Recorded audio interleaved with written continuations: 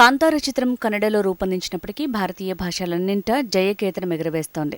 బాలీవుడ్లోనూ బాక్సాఫీస్ని షేక్ చేస్తోంది. ఈ చిత్ర కథానాయకుడు Rishab Shetty pan India star ఇమేజ్ని దక్కించుకున్నాడు. హీరోగానే కాదు, కాంతార చిత్ర కథ రచయితగాను ప్రశంసలు అందుకున్నాడు.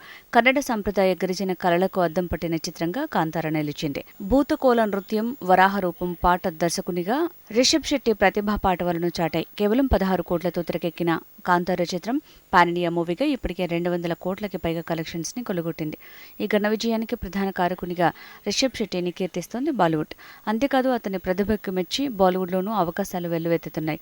భారీ బడ్జెట్ మల్టీస్టారర్ బ్రహ్మాస్త్ర 2లో రిషబ్ శెట్టిని వెతుక్కుంటూ ఓ అవకాశం వచ్చిందట. ఓ కీలకమైన క్యారెక్టర్లో నటించేందుకు ఆఫర్ వచ్చినట్టు తెలుస్తోంది. అయితే రీసెంట్గా బాలీవుడ్పై రిషబ్ శెట్టి చేసిన నెగటివ్ కామెంట్స్ వల్ల ఈ ఛాన్స్ని కోల్పోయేలా ఉన్నాడట. వచ్చిన అవకాశం చేజారిపోతోందని తెలిసి చాలా తెలివిగా స్టేట్మెంట్స్ ఇస్తున్నాడట రిషబ్. తన సేవలు కన్నడకు మాత్రమే అందిస్తానని కవరింగ్ ఇచ్చేస్తున్నాడట.